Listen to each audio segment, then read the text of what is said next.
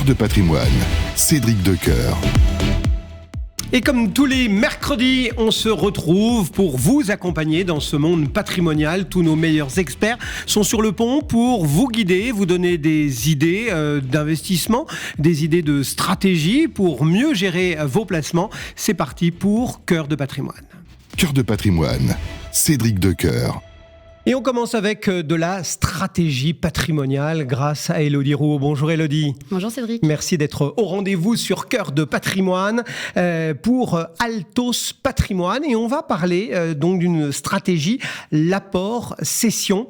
Il faut d'abord que vous nous rappeliez un petit peu de quoi il s'agit quand on parle d'apport cession. Alors, je vais essayer de vous expliquer simplement ce mécanisme qui est quand même assez complexe, qui est l'apport cession. C'est une stratégie patrimoniale qui consiste pour un chef d'entreprise à réaliser une certaine opération pour optimiser la cession de sa société. L'opération consiste en un apport des titres de sa société à une holding à l'impôt sur les sociétés avant de la vendre. L'objectif de cette opération, c'est de bénéficier d'un report d'imposition. Donc, on va calculer le montant de l'impôt qu'il aurait dû payer en cas de cession. On va le figer aux conditions fiscales actuelles et le décaler à un moment ultérieur. L'intérêt pour le chef d'entreprise, c'est que s'il ne fait pas cette opération, il va vendre en direct. La fiscalité sur la plus-value va être due. Aujourd'hui, quand on réalise une plus-value de cession, la fiscalité qui s'applique de base, c'est la flat tax au taux de 30%, donc 12,8% d'impôt sur le revenu et les prélèvements sociaux de 17,2%. Et en plus, en fonction du montant, une éventuelle contribution exceptionnelle sur les hauts revenus qui peut atteindre 4%. Donc on arrive à un taux global qui peut atteindre 34%. Oui, c'est pas négligeable. C'est pas négligeable. Et si on prend par exemple une cession d'1 million d'euros avec une plus-value d'1 million d'euros, si on applique 34% d'imposition, il ne reste dans la poche du chef d'entreprise que 660 000 euros pour faire d'autres investissements. Donc l'apport cession, en fait, ça lui permet d'apporter ses titres et de pouvoir réinvestir en revanche au sein de sa holding 100% de son fruit de cession et de payer l'imposition plus tard. Bon, en clair, c'est quand même un cadeau que nous fait Bercy, que nous fait le fisc. Et j'imagine que, comme tout cadeau, entre guillemets, fiscal, Élodie, il y a des conditions. On ne peut pas juste claquer des doigts en disant « je veux être exonéré » et faire un grand sourire. Exactement. Comme tout avantage fiscal, il y a des conditions, il y a des contraintes particulières pour pouvoir bénéficier de cet avantage-là. Et donc, ces contraintes, elles sont définies par l'article 150 obéter du Code général des impôts. D'ailleurs, quand on parle d'apport cession, on fait parfois un raccourci en parlant d'article 150 obéter. Ouais, c'est une terminologie qu'il faut avoir en tête quand on navigue un petit peu dans le monde patrimonial. 150 obéter. Exactement. Et donc, cet article 150 obéter nous dit que quand on fait un apport cession, donc on apporte les titres à une holding, puis on cède. Si on cède dans les 3 ans suivant cet apport, pour pouvoir maintenir ce report d'imposition qu'on est venu chercher en faisant cette opération, on va devoir réinvestir 60% du fruit de cession dans des actifs éligibles. Le but de ce dispositif fiscal, c'est de faire investir dans l'économie réelle. Et donc, les actifs éligibles, ça peut être monter une nouvelle société. Donc ça, c'est super intéressant pour un chef d'entreprise qui viendrait céder. Il disposera de tous ses capitaux pour créer sa nouvelle société. Investir au capital de sociétés d'amis ou de startups qu'on aura sélectionnées ou de sociétés qu'on connaît. Ou dans des fonds d'investissement, et nous, c'est ce qu'on fait avec nos clients. Il y a des fonds d'investissement qui sont éligibles au remploi, qui investissent dans des actifs éligibles au remploi. Donc, on va pouvoir investir dans des startups, dans des sociétés en croissance, dans des sociétés déjà matures, déjà rentables, dans des bois et forêts, dans de l'hôtellerie. Enfin, pour le coup, c'est assez large. Mais ces fonds d'investissement ont des contraintes qui font qu'on doit les détenir au moins 5 ans. D'accord. Et généralement, elles ont des horizons d'investissement un peu plus longs. Donc, on peut croiser des véhicules d'investissement qui seront avec l'espèce d'autocollant éligible. Exactement. 150 obéter. Vous saurez maintenant ce que c'est que si vous en croisez. Il n'y a que des avantages ou est-ce que parfois, par exemple, vous nous parliez de vos clients, est-ce que parfois, la stratégie était mise en place, les choses se font et puis le client se dit j'ai peut-être pas joué tout à fait le bon cheval. Est-ce qu'il y a des moments où finalement, c'est peut-être pas 100% adapté? Bien sûr. Alors, il y en a, et c'est pour ça que comme toute stratégie patrimoniale et comme tout avantage fiscal, il faut d'abord prendre de la hauteur, regarder sa situation, ses objectifs, où on veut aller pour voir si c'est une stratégie. C'est pas parce que le copain l'a fait que forcément pour nous, ça va être idéal de le faire. Hein. Exactement, parce qu'en réalité, comme on doit réinvestir 60% du fruit de cession dans des actifs éligibles qui sont souvent bloqués à long terme, ça veut dire qu'on n'a plus que 40% pour faire un peu ce qu'on veut en termes d'investissement. Et en plus, on est dans une société patrimoniale à l'IS, donc c'est aussi un petit peu contraignant. Donc, d'un point de vue fiscal, c'est très bien. J'ai beaucoup de clients qui, après coup, regrettent d'avoir fait de l'apport cession pour un montant trop important, parce qu'on n'est pas obligé de faire un apport cession sur l'intégralité des titres de sa société. C'est bien on peut saucissonner. On peut saucissonner. On peut se dire qu'on voit une partie à titre personnel et une partie via la holding. Et c'est surtout via la holding qu'on va privilégier des investissements à long terme. Donc, il faut se dire de quel montant j'ai pas besoin en réalité avant un certain temps pour pouvoir vivre et répondre à mes objectifs personnels. Parce que le but, c'est pas non plus de s'arrêter de vivre une fois qu'on a cédé sa société. Transmettre et peut-être, effectivement, avoir à disposition ses capitaux. Ouais. C'est ça. Et du coup, l'enjeu principal, généralement, quand on cède sa société, c'est quand même d'avoir des revenus complémentaires. Si on est sur un chef d'entreprise qui part à la retraite ou qui arrête son activité dans le but d'en relancer une, il faut maintenir son niveau de vie. Et donc, quand on est dans une société holding LIS, avec des contraintes de remploi sur 60% sur des actifs qui sont investis plutôt à long terme, qui ne distribuent pas forcément, on est un peu limité. On n'a plus que 40% pour générer du résultat distribuable qui va être soumis à l'impôt sur les sociétés. Et si on veut le récupérer à titre personnel, on va devoir encore payer la flat tax au titre des distributions de dividendes.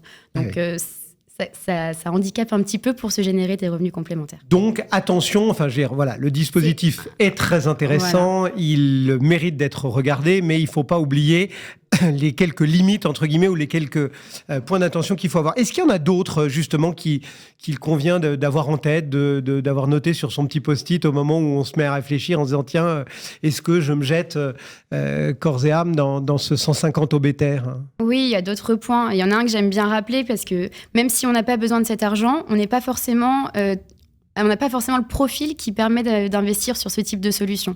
Si c'est le travail de toute une vie, on doit réinvestir 60% dans des actifs éligibles. Les actifs éligibles, c'est l'économie réelle. C'est des investissements qui ont des risques de perte en capital.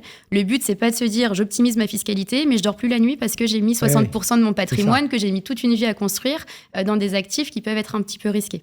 Donc, il y a ce point-là. Il faut aussi voir comment on se sent avec les investissements et avec quoi on est à l'aise. Il y a un point qui est important également, c'est que c'est la question des revenus complémentaires. En fait, les revenus distribuables dans une société à l'IS, ils sont cantonnés aux résultats qu'on va réussir à générer. Donc, on est très limité sur l'enveloppe.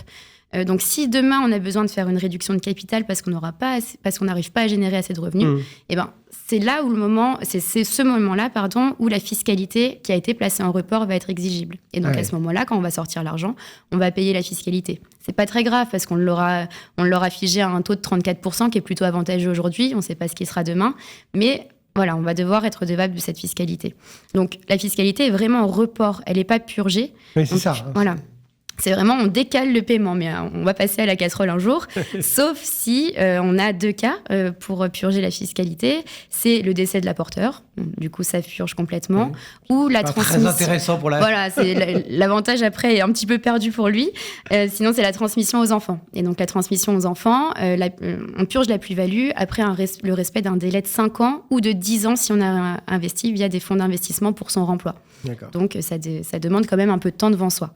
Et donc c'est pas forcément adapté à toutes les stratégies patrimoniales. Peut-être que quand on a cédé son entreprise, on a envie d'aider ses enfants à acheter leur résidence principale. On a envie de s'acheter nous-mêmes une nouvelle résidence. Eux-mêmes des entreprises. Exactement, c'est ça. Ou s'acheter une résidence secondaire pour profiter de sa vie pour profiter après sa vie de travail. Et quand on est dans une structure à l'IS, c'est pas forcément la meilleure solution. Donc ça veut dire que on pourrait quasiment reprendre pour conclure un mantra qu'on devrait toujours avoir en tête quand on est justement dans cette gestion de patrimoine. Élodie Rouault, c'est de se dire OK, il y a des avantages fiscaux qui existent, c'est bien de pouvoir en profiter, mais il ne faut pas se jeter tête baissée dedans en disant juste il y a un avantage fiscal. Exactement. C'est à étudier dans sa globalité, et ça, on le dit souvent quand même. C'est vrai, les avantages fiscaux, c'est bien, mais ça doit pas du tout être l'élément principal pour guider et pour faire des stratégies patrimoniales. Et c'est pour ça que quand on a une cession d'entreprise à venir, c'est important d'anticiper, de pouvoir en discuter avec son avocat fiscaliste, avec son expert comptable, avec un conseiller en gestion de patrimoine, pour pouvoir vraiment réaliser une étude patrimoniale globale, prendre de la hauteur sur ses objectifs, sur ce qu'on veut, ce dont on aura besoin, et justement décider si l'apport cession, ça peut être très bien dans certains cas. Si on a envie de recréer une société, si on a besoin d'investir à long terme et qu'on n'a pas besoin de cet argent, c'est super. Mais dans le cas où on a besoin de revenus complémentaires, qu'on veut transmettre, qu'on veut faire des investissements à titre personnel, c'est un peu plus contraignant. Vous savez tout ou presque sur l'apport cession grâce à Élodie Rouault. Merci Élodie d'être passée sur Radio Patrimoine pour Cœur de Patrimoine. Donc Élodie Rouault, Altos Patrimoine. À très bientôt. À bientôt, merci beaucoup. Cœur de Patrimoine, Cédric Decoeur. Et une vision marché à présent grâce à Thibaut Prébet. Bonjour Thibaut. Bonjour Cédric. Financière Arbevel dans Cœur de Patrimoine. Merci d'être là Thibaut. Les marchés donc qui regardent nos banques centrales et qui se disent qu'ils vont peut-être, nos marchés, vivre un tournant historique, à savoir voir la Fed se faire damer le pion, j'ai envie de dire, par la Banque Centrale Européenne qui, pour une fois, prendrait l'initiative en matière de choix de politique monétaire. Qu'est-ce que vous en pensez, vous, de ce tournant peut-être historique ? Alors, tout d'abord, c'est un scénario qu'on embrasse chez Arbevel. L'idée que la BCE va agir avant la Fed est quelque chose qui nous semble tout à fait logique, tout à fait clair. Ce qui est plus compliqué, c'est d'appeler ça historique. C'est vrai qu'il y a un côté symbolique sympa. Il ne faut pas oublier que la Banque Centrale Européenne est une banque jeune, de par cette histoire européenne qui est finalement assez récente, que la Banque européenne pré-Mario Draghi est une Banque Centrale Européenne qui n'avait pas grand-chose à voir avec ce qu'elle est aujourd'hui en termes de flexibilité, d'ouverture, de vision des taux. On se souvient tous évidemment de ces magnifiques hausses de taux de 2008 et de 2011. Et depuis, en fait, des cycles de baisse de taux, il y en a eu deux, quoi. Donc, pour faire un historique de on va après les autres, c'est peut-être un peu court. Certes. Le dernier point, Vous connaissez le tropisme des journalistes qui veulent toujours en faire mais trop. C'est pas faux, mais ce que je veux dire, c'est que quand j'entends certains dire « puisque c'est jamais arrivé, ça ne doit pas arriver », je pense que si on avait un échantillon de 250 fois, je comprendrais. Là, on a un échantillon très restreint. Le deuxième truc que je voudrais ajouter, qui me semble quand même particulièrement important, c'est que, en fait, la notion de déficit public est une notion qui, à part quand on parle politique, notation, a disparu. Tout le monde s'en fout. On nous dit juste que quand la France a 5 de déficit, c'est cata, alors que quand c'est les États-Unis, quand on a 6,5, c'est parfait. Le point qui est intéressant, c'est qu'on a aujourd'hui près de 3,5 points d'écart de déficit entre la zone euro et les États-Unis. Ce qui est colossal et ce qui, pour le coup, n'est jamais arrivé.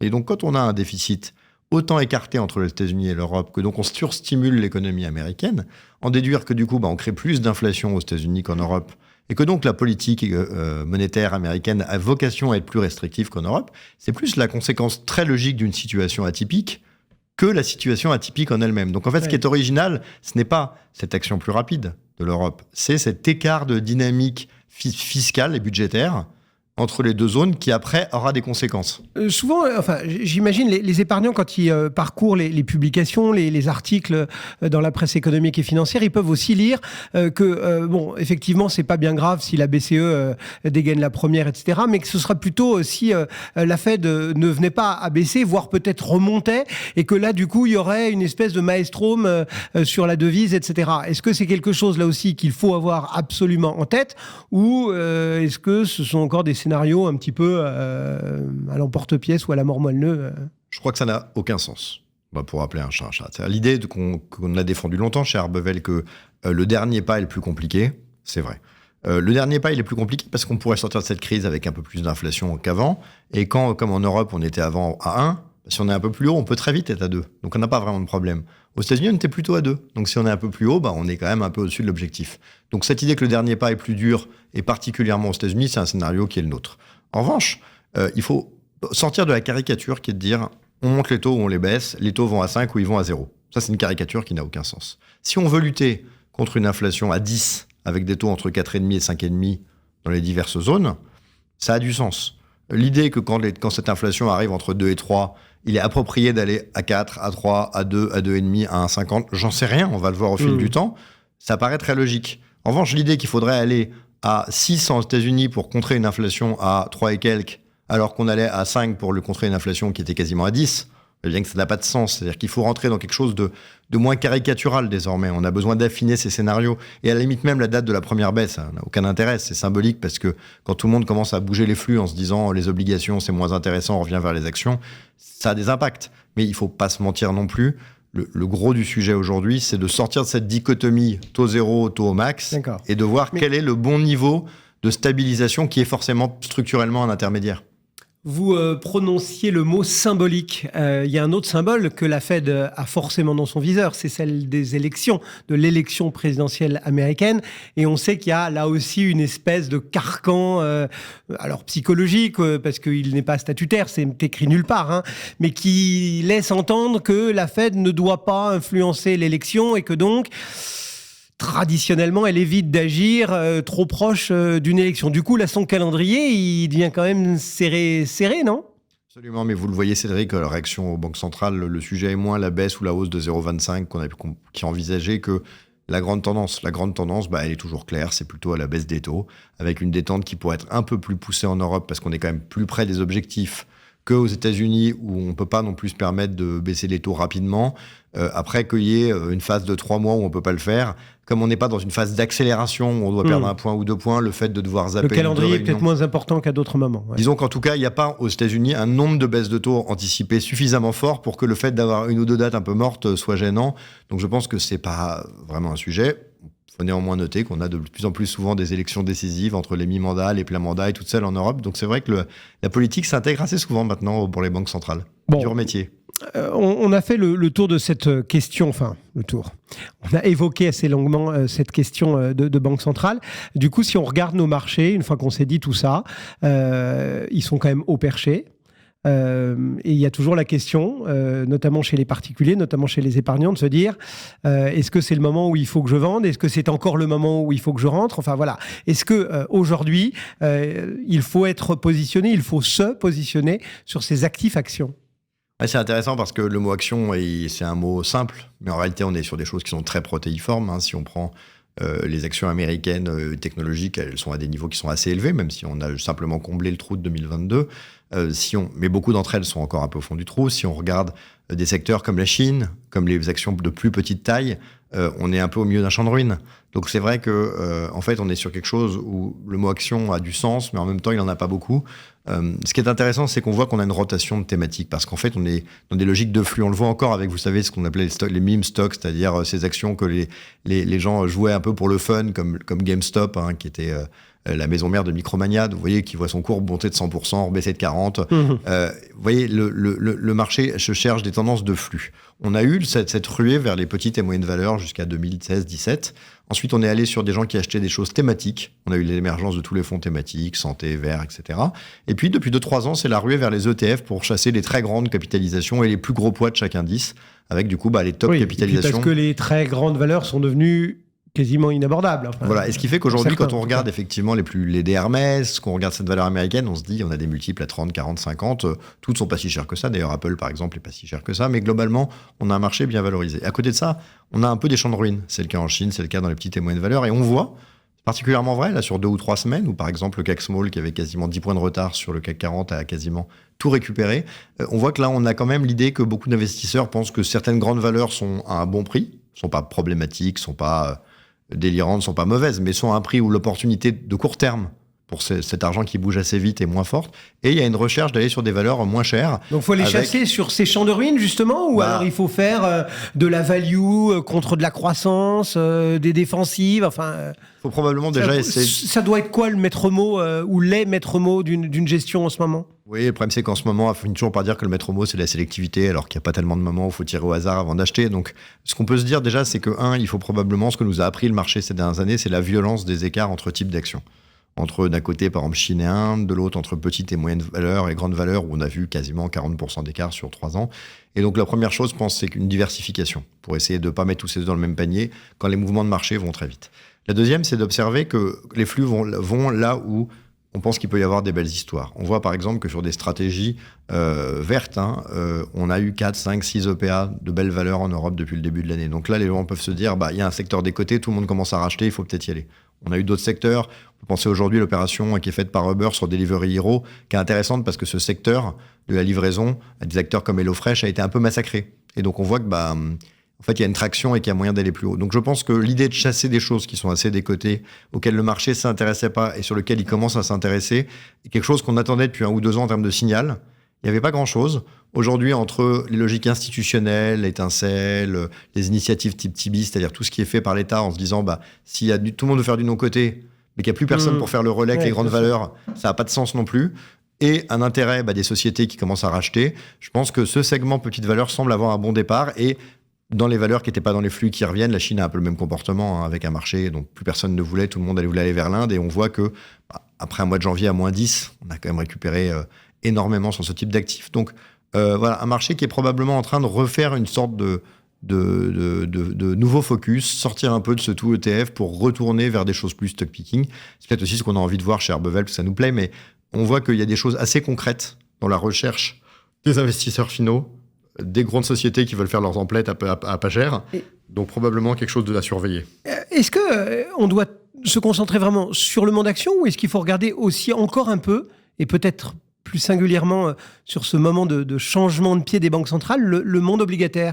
On se souvient qu'au moment très opportun, chez Arbevel, vous aviez sorti des stratégies assez intéressantes en termes obligataires, avec du portage, etc.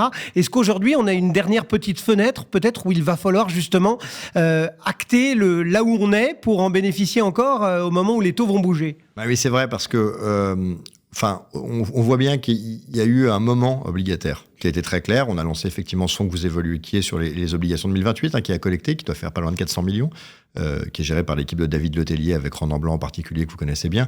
C'est un vrai succès. Ce qui est intéressant, c'est que c'est quelque chose de très consensuel. Les investisseurs institutionnels en ont toujours fait. Les particuliers, ceux qui peuvent se le permettre en fonction de leur support, si leur argent est dans un PEA ou dans des comptes titres, en ont fait. Et en fait, quelque part, c'est toujours aussi vrai. Il y a toujours un intérêt parce que les taux ont plutôt remonté depuis le début de l'année. Donc qu'on soit fan de titres bien notés, moyennement notés ou de dettes privées, il y a vraiment aujourd'hui un monde obligataire qui est très fort. Mais en fait, quelque part, quand on parle d'actions chinoises et de petites valeurs, en fait, on parle d'un changement par rapport à il y a 2 ou 3 mois. C'est-à-dire qu'est-ce qui n'était pas intéressant et qui semble le redevenir. Sur l'obligataire, effectivement, le sentiment que ça l'a été depuis presque un an, avec des performances à 2 chiffres l'année dernière, que ça l'était depuis le début de l'année et que ça l'est à nouveau, ça reste quelque chose de très consensuel. Là où vous avez raison, Cédric, c'est qu'il est peut-être possible, pour en tout cas ceux qui sont les plus optimistes sur une action forte des banques centrales, en particulier en Europe, que cette fenêtre de tir soit peut-être un peu moins courte. Nous, on pense qu'on aura le temps parce que l'inflation baisse un peu moins vite que prévu. D'accord. Mais néanmoins, pour ceux qui ont peur que ça parte sans eux, c'est vrai que la tentation d'y aller est assez bonne, puisque de toute façon, le gros avantage sur ce type d'actif, c'est que quand vous portez du 6%, même s'il y a des risques qui vont avec, quelque part, le fait d'avoir été un peu trop tôt est moins grave que si vous allez sur un marché action qui s'apprête à rebaisser fortement. Donc c'est vrai que oui, vous avez raison, il y a une opportunité. Après, elle commence à être bien identifiée, à durer depuis un certain temps, alors que c'est vrai que sur d'autres classes d'actifs qu'on évoquait, entre autres par exemple les actions chinoises, on a le sentiment qu'il se passe peut-être quelque chose, même si encore aujourd'hui, avec les annonces potentielles de droits de douane sur certains produits par les États-Unis, on voit que ces tensions géopolitiques envers la Chine sont peut-être déjà bien intégrées par le marché, mais sont quand même toujours bien présentes. Merci beaucoup Thibaut. Thibaut Prébet, financière Arbevel dans Cœur de Patrimoine. On se retrouve tout de suite. Cœur de Patrimoine, Cédric Decoeur. Et on va évoquer à présent la philanthropie. Et oui, ça fait partie de la gestion de patrimoine. Vous le savez, j'y tiens. On en avait déjà parlé il y a quelques semaines avec Valérie Aubier. Et on y revient aujourd'hui avec Laure Varasté. Bonjour Laure. Bonjour Cédric. Merci d'être avec nous sur Radio Patrimoine. Ingénieur patrimonial pour Oddo BHF, banque privée. Alors quand on interroge les Français, eh bien on s'aperçoit que 1 sur 2 déclare faire un don au moins une fois par an, pour soutenir telle ou telle cause qui les intéresse plus particulièrement. Est-ce qu'il y a des chiffres un petit peu plus précis? Qu'est-ce qu'on peut dire justement autour de cette philanthropie? En réalité, c'est assez compliqué en fait de trouver des statistiques ou des chiffres qui montrent vraiment ou qui nous permettent d'avoir une véritable vision de la philanthropie et de ce panorama complet de la générosité des Français en fait. Pourquoi? Je ne sais pas trop, mais il y a quand même des organismes en réalité qui nous donnent certaines statistiques. Bercy fait pas trop de réclame, quoi. Alors, il se trouve que l'administration fiscale a communiqué, a publié une étude basée sur les 10 dernières années, enfin 10 dernières années de 2011 à 2021, donc il y a déjà un décalage qui se crée, des statistiques du coup sur l'évolution de cette générosité pour les particuliers sur 10 ans et pour les entreprises sur 5 ans. Et c'est assez intéressant parce qu'on voit finalement qu'il y a plus de 5,9 milliards de dons qui ont été réalisés en 2021, qui se répartissent beaucoup pour les particuliers, à plus de 3,3 milliards, je crois, et pour les entreprises, le reliquat.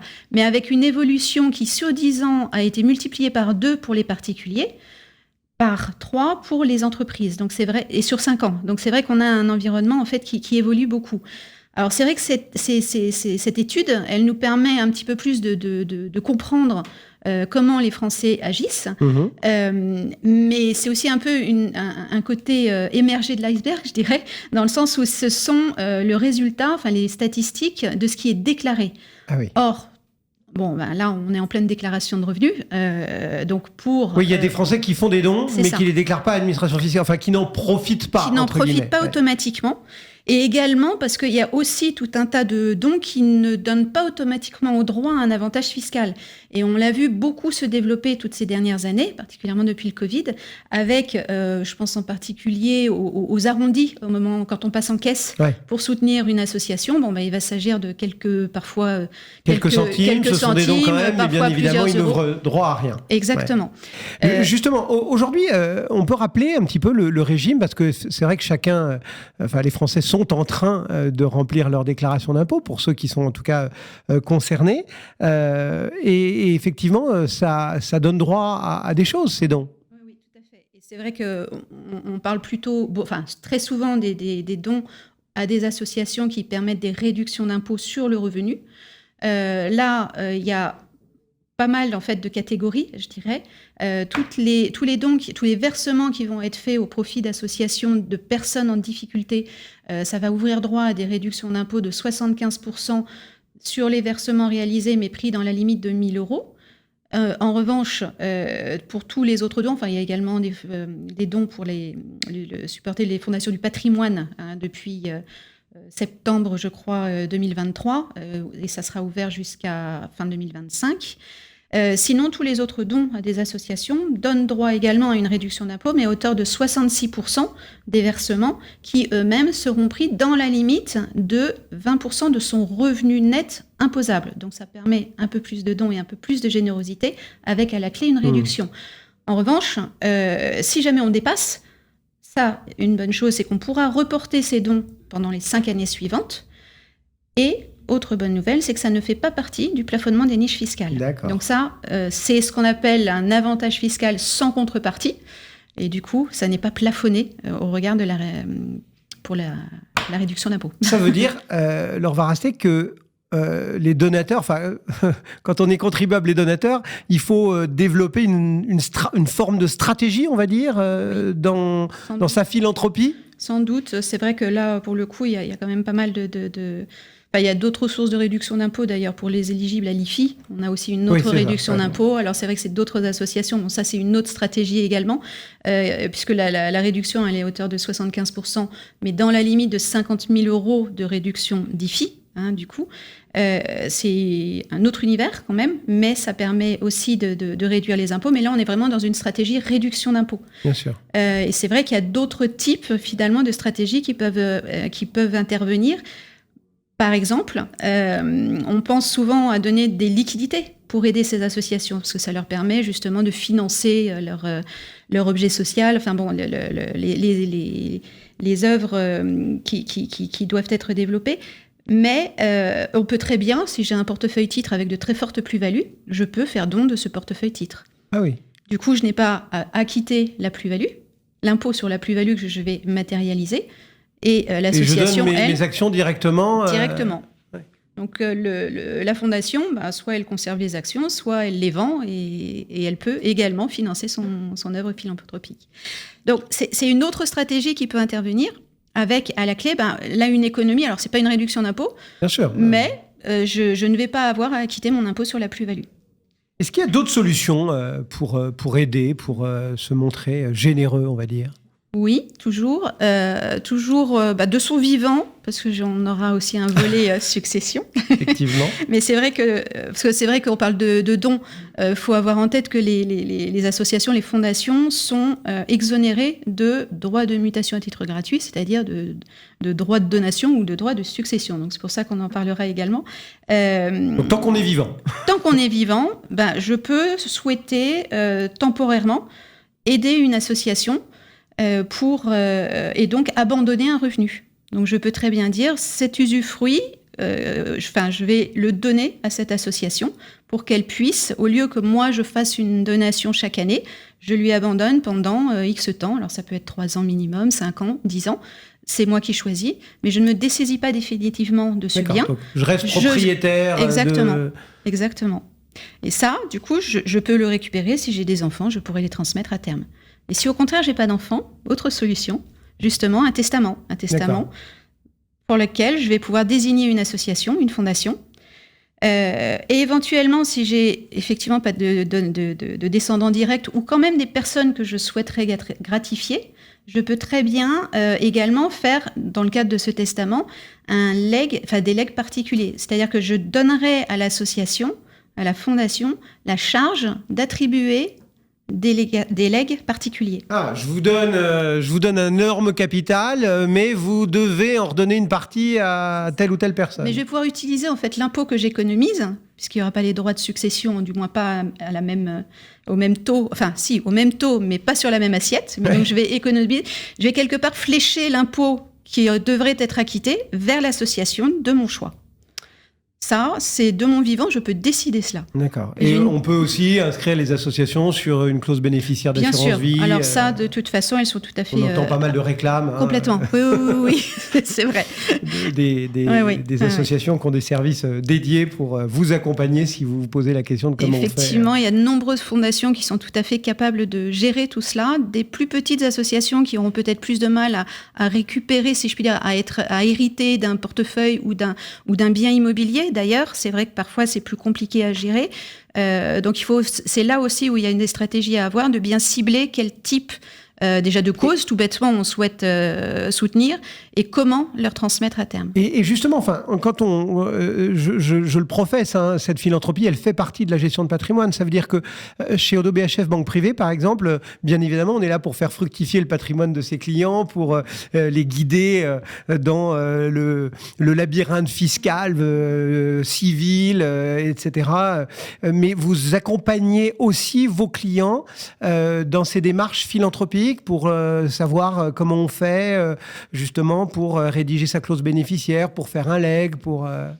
Exactement. En fait, on va avoir un peu tous les cas de figure. C'est vrai que dans nos clients, on va avoir à la fois des fortunes, mais avec des descendants qu'on souhaite absolument gratifier. Donc, ça va peut-être plus être une aide au fur et à mesure du temps, mais ça peut aussi résulter d'un projet carrément familial, j'ai envie de dire, où ce n'est pas que les parents, mais l'ensemble de la famille qui souhaite soutenir une œuvre, et on peut très bien les accompagner dans la création d'un fonds de dotation ou d'une fondation abritée, Fondation de France ou autre, de façon à pouvoir développer.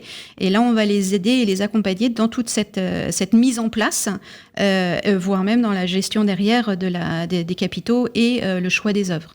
Donc ça peut aller un petit peu à différents niveaux, je dirais, d'intervention.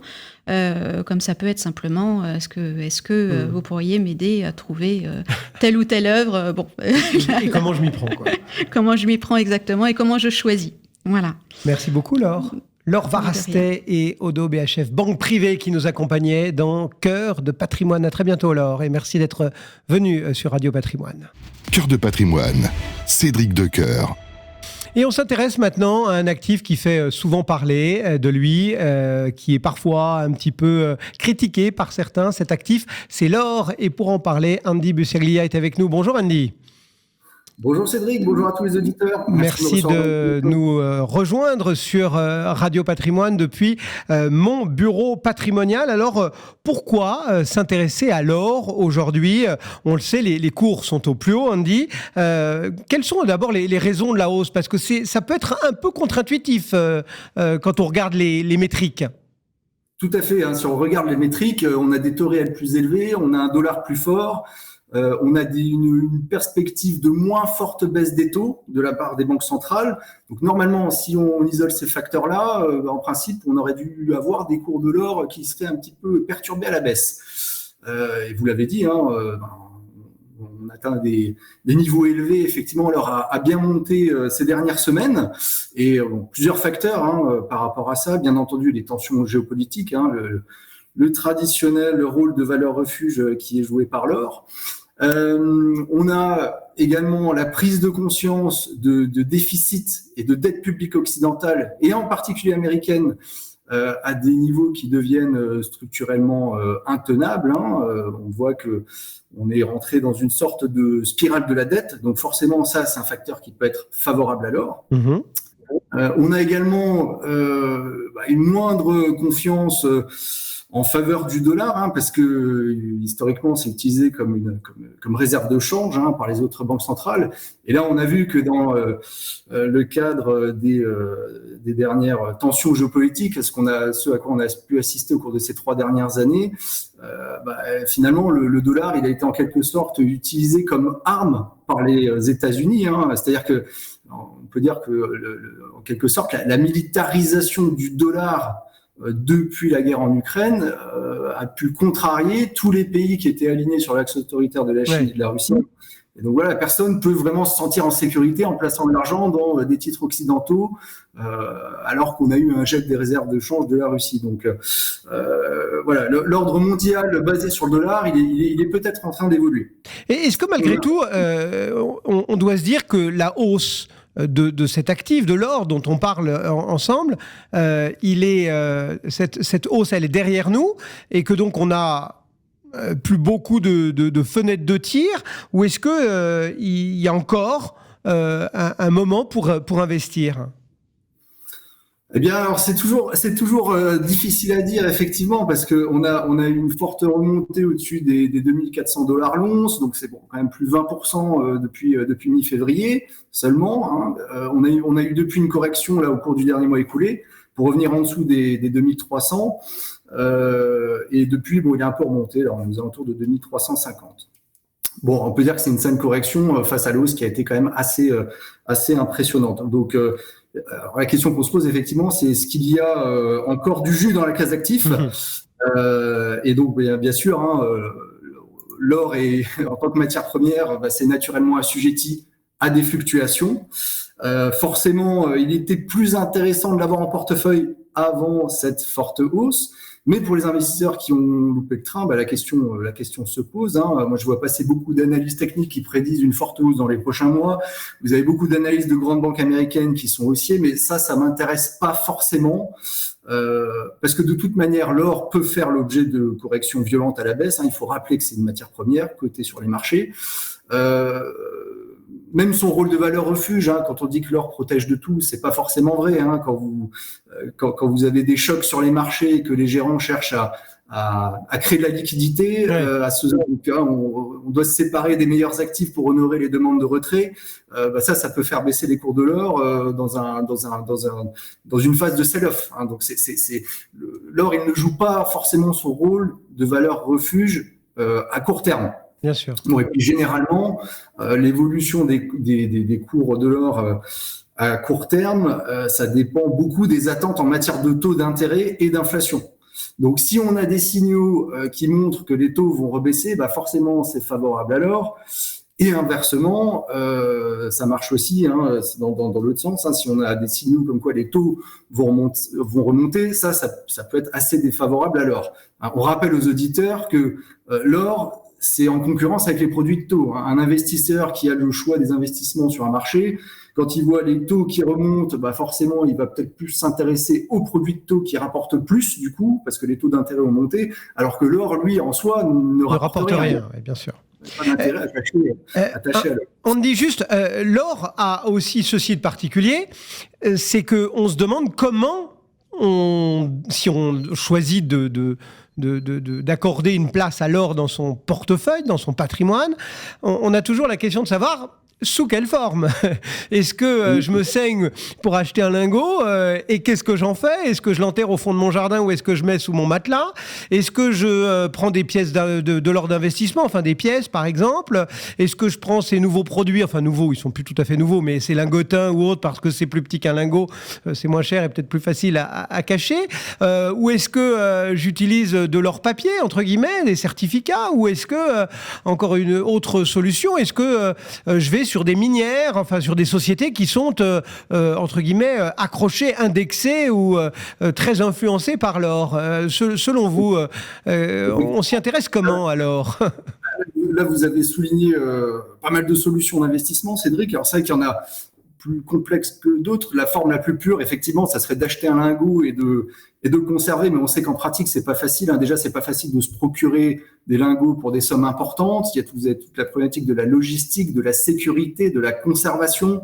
C'est très difficile de se procurer de l'or dans les banques. Il faut plutôt passer par des boutiques spécialisées. Donc, se pose plein de problèmes. C'est compliqué.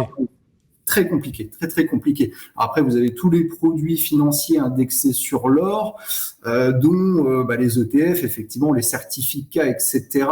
Ça, je vous avoue que je m'en méfie un petit peu, parce que quand on voit le volume de papier qui est émis par rapport à la quantité d'or réelle détenue par les émetteurs. Faut lire la contrepartie, laisse à désirer. Exactement, on est sur un rapport environ de 1 à 100, si on fait une cote mal taillée. Donc, on peut raisonnablement penser que le jour où des investisseurs souhaitent récupérer leur or en physique, ce ne sera pas forcément possible. Et donc, les promesses ne seront pas forcément tenues. Donc moi, je m'intéresserai plutôt des minières, quoi. Je m'intéresserai plus particulièrement aux minières aurifères, effectivement. Alors, on rappelle le concept de minière aurifère. L'idée, c'est d'investir dans des actions de sociétés qui exploitent des mines d'or. Donc forcément, vous avez une corrélation avec les cours de l'or, étant donné que ces sociétés vont extraire de l'or et vont le vendre sur les marchés au cours de l'or en vigueur. Donc forcément, quand les cours de l'or montent, si ces sociétés-là réussissent à maintenir leurs coûts à des niveaux raisonnables, toutes choses égales par ailleurs, les bénéfices de ces sociétés-là, donc les mines d'or, peuvent monter fortement. D'ailleurs, on a souvent un effet de levier. On voit que quand les ça dépend des phases de marché, mais en général, quand les cours de l'or montent de 1, les minières aurifères montent de 2, voire plus, et ça marche aussi à la baisse, il faut faire attention. Attention au retournement, ouais. Exactement. Mais l'idée, c'est d'investir vraiment dans les pelles et les pioches dans le cadre de la nouvelle ruée vers l'or qui est en train de vraisemblablement de se mettre en place. Donc, un bon moyen de détention, ça pourrait être par exemple d'avoir des mines d'or dans un contrat d'assurance vie luxembourgeois pour bénéficier de la sécurité attachée à ce type d'enveloppe, qui peut aussi avoir des avantages civils, fiscaux, etc. Et donc, ça peut venir en diversification d'autres classes d'actifs. Donc, tout l'intérêt pour l'instant, c'est que personne ne regarde cette classe d'actifs. L'ajustement par rapport à la hausse des cours de l'or ne s'est pas encore véritablement produit. C'est-à-dire que les investisseurs, en fait, globalement, les analystes ne suivent pas vraiment cette classe d'actifs. Donc, il n'y a pas eu vraiment cette prise de conscience qu'avec des cours de l'or plus élevés, forcément, ces minières vont délivrer beaucoup plus. Aujourd'hui, vous trouvez des mines d'or qui délivrent entre 10-20% de free cash flow yield et qui se payent environ 6-7 fois les bénéfices, ce qui peut sembler assez intéressant compte tenu des valorisations qu'offrent les marchés actions plus globaux. D'une manière générale, inclure les mines d'or, ça peut apporter à un portefeuille une certaine forme de diversification. Voilà, ça offre une exposition au cours de l'or. Il y a une classe d'actifs qui est en fait constituée, qui est un actif tangible finalement. Vous parliez de diversification, il nous reste très peu de temps, Andy, mais juste, est-ce que il faut s'intéresser que à l'or, par exemple, ou est-ce que lorsque l'on se dit, tiens, il y a un intérêt pour cette matière première, est-ce que il faut avoir un spectre un peu plus large et se dire, ok, je suis tenté, je suis convaincu, l'or me paraît être un sous-jacent intéressant pour mon portefeuille. Est-ce que dans ces cas-là, je ne fais que de l'or, ou est-ce que il faut aussi regarder les proxys, ou entre guillemets les métaux précieux, par exemple? Est-ce qu'il y a est-ce qu'il marche de commun? Oui, effectivement, je pense d'une manière générale, je prendrait toujours la diversification. Effectivement, on peut étudier les autres alternatives. On pense notamment à l'argent. Donc les cours de l'argent, c'est on va dire le métal précieux qui vient juste après l'or. Vous avez d'autres matières premières. Donc il faut noter que l'argent notamment et d'autres matières premières comme le cuivre, on va évidemment les observer dans le cadre de la transition énergétique, le développement des technologies vertes, globale. Donc forcément, on sait que y a des ressources qui sont limitées. Les réserves de cuivre et de cobalt, par exemple, ça devrait disparaître à hauteur de 90% d'ici 2050. Donc forcément, vu les besoins en matière de transition énergétique, on peut penser que c'est aussi une classe d'actifs qui peut être à étudier. Par contre, il faut faire attention effectivement je parle vraiment, je mets en commun l'ensemble des matières premières plutôt industrielles. Forcément, c'est plus assujetti au risque de récession. C'est-à-dire que si à un moment donné on a une récession qui se matérialise, forcément tout ce qui est matière première, ça risque de prendre une petite claque effectivement. Donc comme dans tous comme l'or, c'est-à-dire que d'une manière générale. Oui, parce que c'est un métal précieux, mais c'est aussi une matière industrielle. C'est aussi une manière industrielle, donc il faut travailler les points d'entrée en fait. C'est vraiment ça. Ça peut apporter beaucoup à un portefeuille, mais voilà, comme dans tous les investissements, les bonnes affaires se font à l'achat, et donc ce sont des thématiques qui sont quand même assujetties à des fluctuations importantes. Il faut souligner, c'est réservé aux investisseurs avertis ou alors bien accompagnés. Et voilà, il y a à la fois le risque de subir la volatilité une fois qu'on est investi dans ces classes d'actifs-là, et aussi le risque de louper le train de la hausse. Si on n'est pas dedans, si on n'est pas encore exposé. Merci beaucoup de nous avoir éclairé un petit peu plus sur ce métal précieux, l'or, mis en lumière par Andy Busaglia depuis mon bureau patrimonial. À très bientôt, Andy. Merci d'avoir répondu présent à l'invitation de Cœur de Patrimoine. Et nous, on continue à vous accompagner dans votre monde patrimonial. À tout de suite. Cœur de Patrimoine, Cédric Decoeur.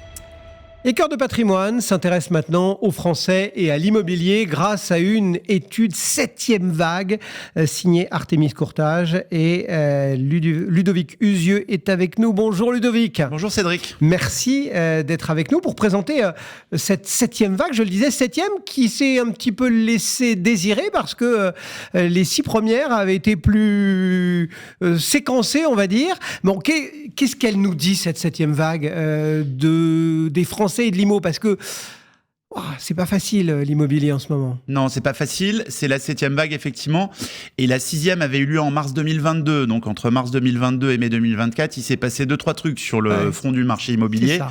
On a connu une augmentation des taux de crédit, on a connu le taux d'usure dont personne n'avait entendu parler, on a connu le taux HCSF de 35% de charge, il s'est passé beaucoup de choses en 2 ans. Tout a changé en fait.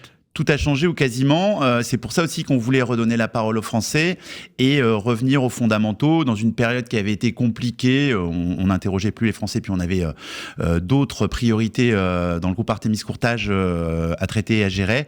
On s'est dit que c'est le bon moment parce que il y a un faisceau d'un dispositif et de signaux faibles, mais qui se durcissent, qui nous font dire que le marché est de retour, que les banques sont de retour, que les taux sont stabilisés, voire même baissiers, et que c'était le bon moment d'interroger les Français pour savoir si notre réalité du terrain était confirmée par leur perception de ce marché immobilier, de ces conditions de crédit. C'est pour ça qu'on a lancé cette 7e vague. Et du coup, ces Français, qu'est-ce qu'ils vous ont dit ? Alors, ils nous ont dit d'abord qu'ils n'avaient jamais été aussi pessimistes sur le marché immobilier. C'est-à-dire qu'on leur a posé en question d'introduction comment jugez-vous, pessimiste ou optimiste, l'état de la France d'un point de vue économique ? C'est à l'étal, toujours pessimiste, aux alentours de 3/4 des Français, mais c'est la même chose que dans la vague précédente. En revanche, sur la question comment est le marché immobilier, êtes-vous pessimiste ? Ils sont pessimistes à plus de 60% et c'est en augmentation de 6%. C'est-à-dire qu'il y a une perception qui est différente de cette période qui s'ouvre. Mais en réalité, il y a toujours un décalage entre la fin d'un cycle et la perception qu'en ont les Français. On est en plein dedans aujourd'hui. Et puis la troisième question qu'on leur a posée en introduction, c'est comment percevez-vous votre situation personnelle ? Et là, pour le coup, c'est kiff-kiff, 49-49. Et c'est même plutôt une bonne nouvelle et en progression. Ils sont plus optimistes qu'il y a 2 ans pour des considérations, j'imagine, de hausse des salaires sur fond d'inflation. Leur situation, ils estiment qu'elle s'est améliorée alors qu'ils pensent très fortement que la situation du marché immobilier s'est dégradée.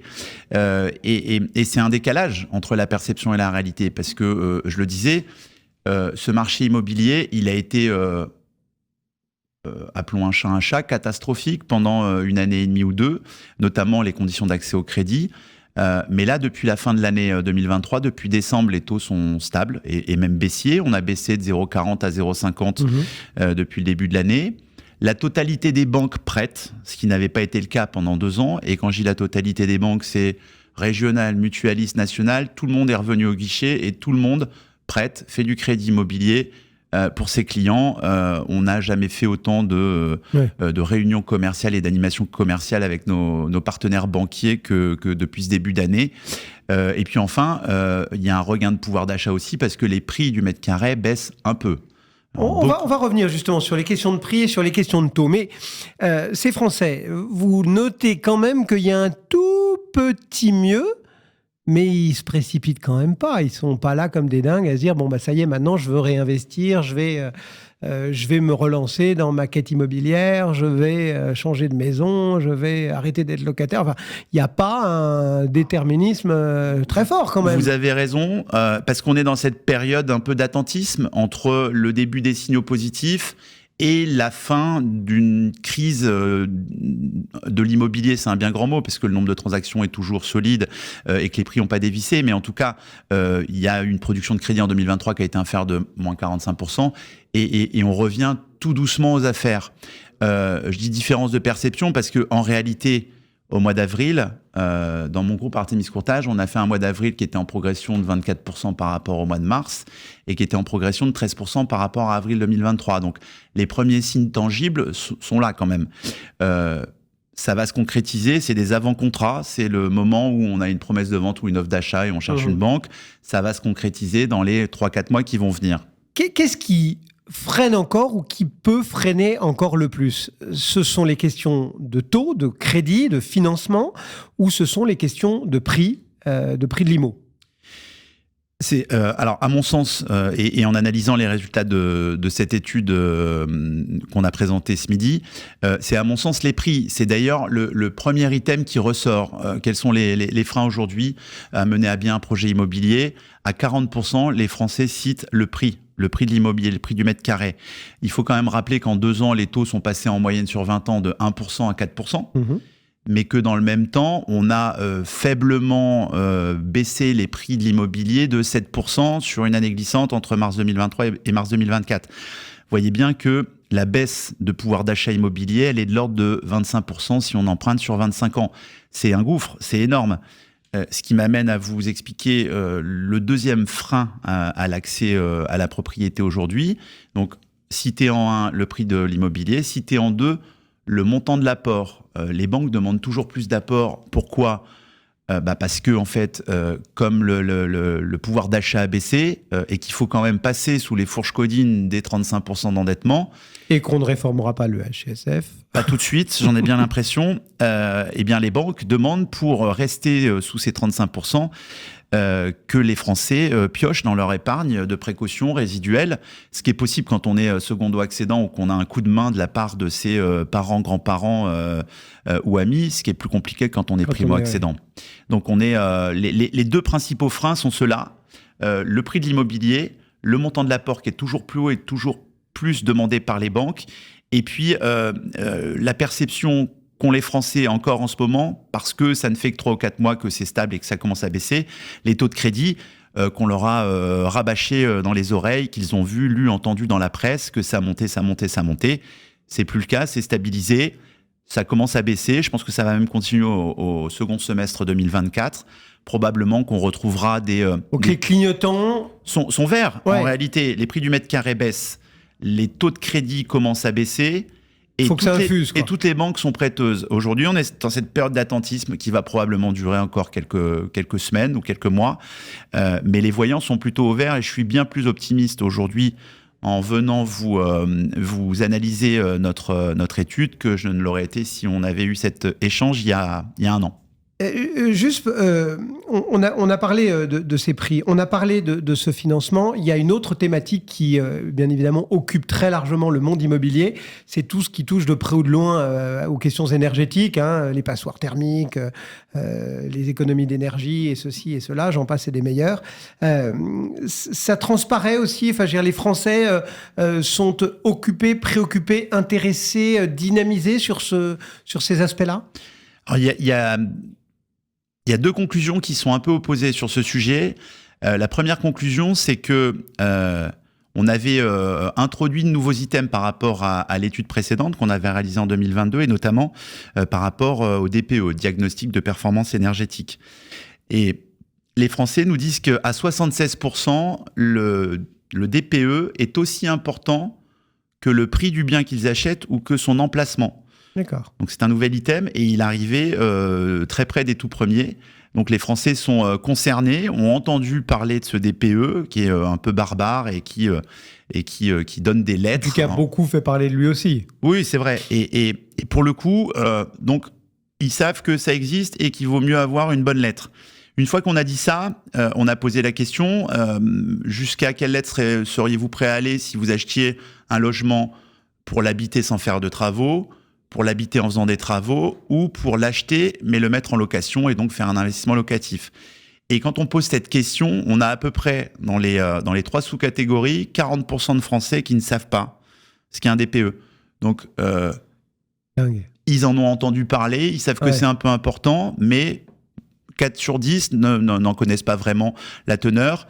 Et pour ceux qui répondent, après, très logiquement, ils estiment qu'un DPE peut être pas terrible si on y fait des travaux et qu'on met en location après. Ouais. Dans 49% des cas, ils estiment même que ça peut être améliorer les choses, quoi. Une bonne opération financière. Donc, c'est un biais financier. C'est pas forcément parce qu'ils veulent être plus vertueux que ce qu'on leur demande ou vraiment bien isoler leur appartement. Ils sont prêts à faire le pari d'acheter moins cher, une mauvaise étiquette pour faire des travaux et s'en sortir à bon compte. Ils imaginent effectivement que le prix de l'achat qui sera forcément décoté parce que mauvaise lettre et potentiellement pas louable dès 2025 ou 2026, plus les travaux, ça fera un prix total et global inférieur à un bien déjà bien étiqueté en DPE, et c'est effectivement assez drôle de le constater. Oui, et pas forcément très crédible. Enfin, quand on entend tous les professionnels et la difficulté de trouver les bons prix, les bons artisans, les bonnes disponibilités, je suis pas sûr que